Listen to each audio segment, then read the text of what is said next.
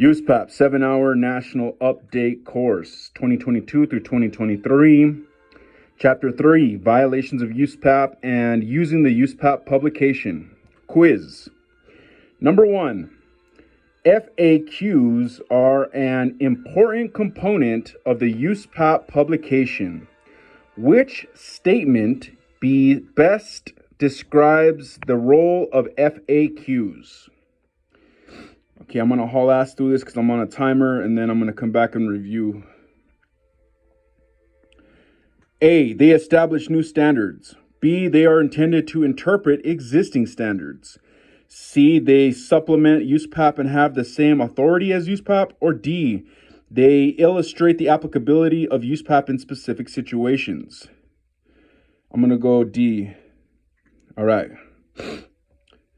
Answered that one correctly. So remember, here's the question. FAQs are an important component of the USPAP publication. Which statement best describes the role of FAQs? I said D. They illustrate the applicability of USPAP in specific situations. That's correct, so remember that.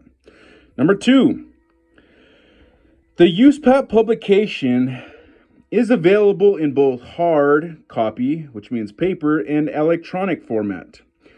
What is an advantage to using the electronic version of USPAP? I know this. This should be entering in the question and getting the results. That's pretty cool. All right, so I'm going to haul ass through this and then review after. Ready, set, go. A, the electronic version is searchable using a word or phrase. B, the electronic version has bonus materials. Nope. C, the electronic version may be edited. Nope. Or D, the electronic version is updated monthly. I'm going using a word or phrase. Got it. So the question was reviewing. The USPAP publication is available in both hard copy, paper, and electronic format.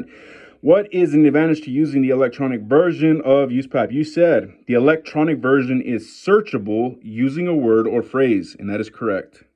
So you can type in a question or whatever, and it's going to kick you out all the spots in the book where to find it. Page 19. Getting ready to use the USPAP publication. Before using the USPAP publication, which means the hard copy or the e-USPAP, to help answer a specific question, it helps to remember not only what, that's highlighted, is in each section, but also what type, that's highlighted, of information each section holds. The information below is included as a quick refresher on what is in the USPAP publication. Each section in USPAP can be placed into one of 3 general categories. Number 1, USPAP. Number 2, USPAP guidance. Or number 3, publication materials. End of page. Page 20, USPAP. Only the following items constitute the Uniform Standards of Professional Appraisal Practice. Preamble. The preamble explains how USPAP is designed and what is in each section of USPAP. This is where you find information about the structure of USPAP and information on when USPAP applies. Definitions. USPAP definitions are specific to our profession. They are more precise than common dictionary definitions. Precise language can guide our actions and decisions. Definitions help explain what is written in the rules and standards by establishing how to apply certain terminology. Rules. The rules provide a general umbrella of requirements for an appraiser. The scope of work rule and the record-keeping rule apply only to appraisal and appraisal review assignments, while the ethics rule, competency rule, and the jurisdictional exemption rule apply to both appraisal and appraisal review work and all other services an appraiser may provide. Standards and their standards rules. The standards are those requirements that are discipline specific and address only appraisal or appraisal review assignments. The standards include the detailed list of standards rules that must be followed when completing an appraisal or appraisal review assignment. These standards establish the minimum development and reporting requirements for appraisal or appraisal review assignments. Statements. As of the writing of this course, there are no active statements in USPAP. End of page. Page 21, USPAP guidance.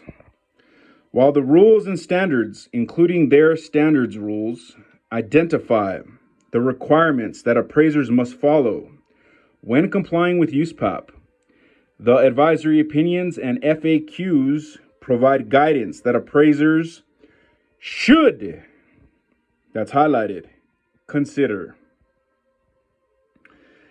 Advisory opinions, A&Os. There are multi-page guidance issued to illustrate the applicability of each of the professional appraisal standards to specific issues. Each advisory opinion covers a specific topic. Each is based on presumed conditions without investigation or verification of actual circumstances. The guidance is not meant to represent the only solution to the issues discussed. The advisory opinions often include illustrations. In the 2020 through 2022 USPAP publication, there are 38 numbered advisory opinions, although 8 of them have been retired. The advisory opinions have their own table of contents from which a reader can readily identify the issue each advisory opinion addresses. Frequently asked questions, FAQs. Like advisory opinions, FAQs illustrate the applicability of appraisal standards to specific issues. Questions addressed in FAQs, however, are narrower than those of advisory opinions. So the advice offered is more targeted, often resolved within a paragraph or two. There are 367 FAQs in the 2020 through 2022 USPAP publication. The FAQs also include a table of contents that list their topics. End of page. Page 22, publication materials. Forward. The forward provides historical information about how USPAP was created and what it is now and what has changed from the last edition. Table of contents. The USPAP publication benefits from several tables of contents, one for the entire publication and one each for USPAP. The one each for USPAP, the advisory opinions, and the FAQs. Index. A keyword or phrase in the index can direct you to one or more places in the USPAP publication associated with any specific or general issue. End of page. Quiz. Number 1. Advisory opinions are part of the USPAP publication. Which statement is true regarding advisory opinions? Okay, I'm going to try to haul ass through this and then I'm going to review it after. Ready, set, go. A, they establish required rules for ethical behavior and performance. B, they are an integral part of USPAP and are intended to be enforceable. C, they illustrate applicability of standards to specific appraisal issues. Or D, their guidance represents the only solution to the issue discussed. I'm going to go C. All right, you answered correctly. So remember, advisory opinions are part of the USPAP publication. Which statement is true regarding advisory opinions? You said they illustrate applicability of standards to specific appraisal issues, and that was correct.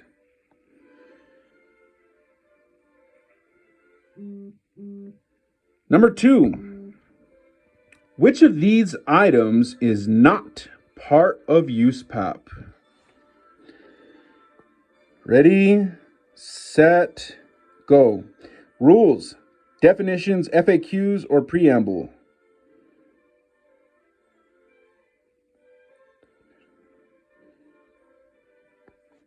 Fuck, I ran out of time. God damn it. I couldn't solve it in time. All right.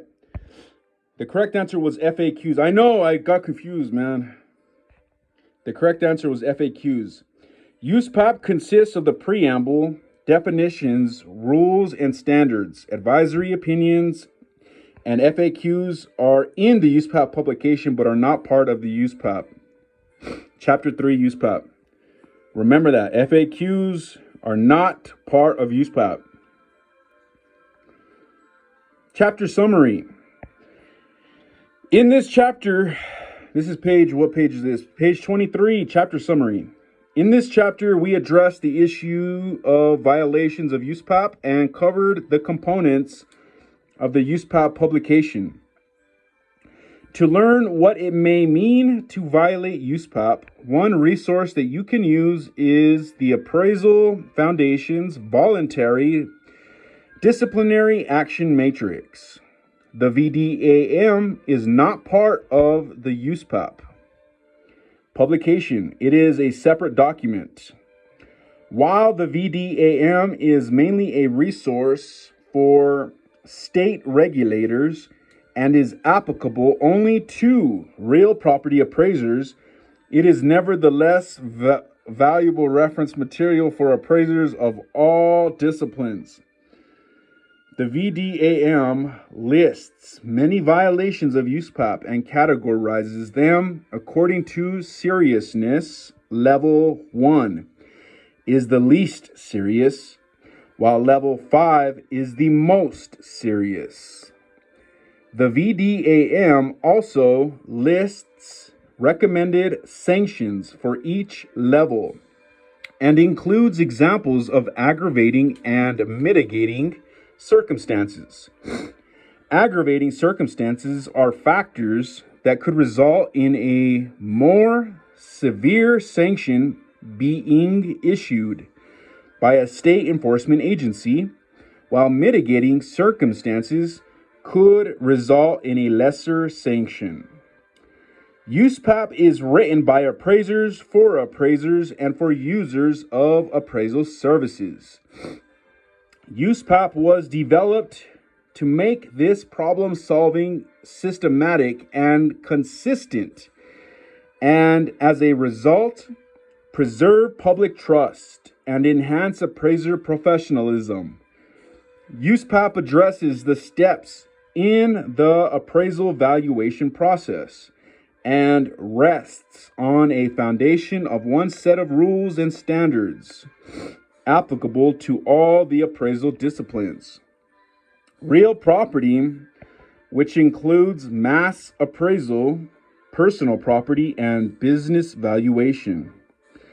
USPAP is an intentional short document because it essentially contains only the required rules for appraisers. For instance, rules for ethical behavior and competent performance. It does not instruct an appraiser how to appraise or provide advice on appraisal methods and techniques.